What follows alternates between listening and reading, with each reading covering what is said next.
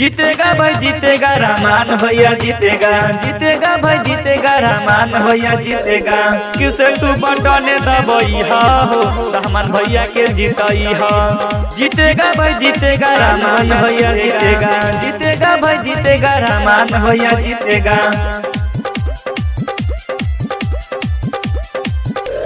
ओट मांगे आइल रहमान भैया हो, चाची बटने दबई हो,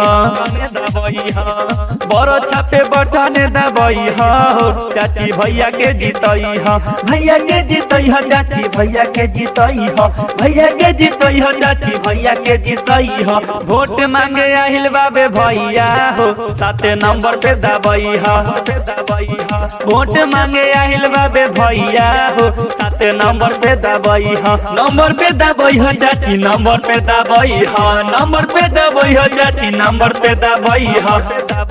वोट मांगे आइल बाबे भैया हो, चाची बटने दबई हो, बड़ छापे मोहरे लगई हो, चाची भैया के जीतई हो, बड़ छापे मोहरे लगई हो, चाची भैया के जीतई हो। जीतेगा भाई जीतेगा रहमान भैया जीतेगा, जीतेगा भाई जीतेगा रहमान भैया जीतेगा, जीतेगा भाई जीतेगा रहमान भैया जीतेगा। अरे ठीक से तू बटने दबई हो रहमान भैया के जीतई हो।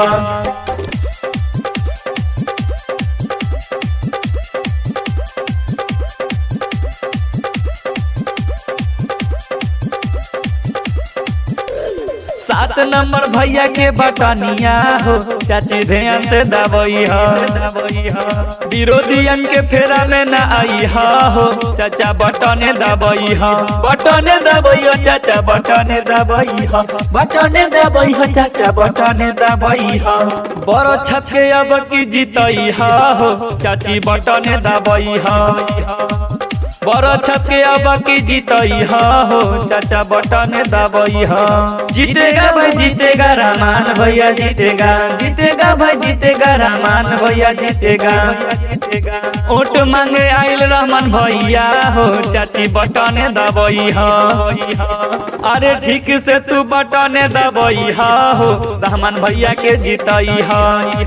7 नंबर भैया के बटनिया हो, चाची ध्यान से दबई हो। जीतेगा भाई जीतेगा रहमान भैया जीतेगा। लुत्फुर रहमान उर्फ रहमान भाई जिंदाबाद, जिंदाबाद जिंदाबाद। स्वर्गीय हाफिज जी जिंदाबाद, जिंदाबाद जिंदाबाद। ब्रश छाप जिंदाबाद, जिंदाबाद जिंदाबाद। भिंडुआ पंचायत की महान जनता जिंदाबाद, जिंदाबाद जिंदाबाद। हमारी एकता जिंदाबाद, जिंदाबाद जिंदाबाद। जी हाँ, स्वर्गीय हाफिज जी के बड़े सुपुत्र भाई रहमान तैयार खड़े हैं ब्रश छाप का निशान लेकर।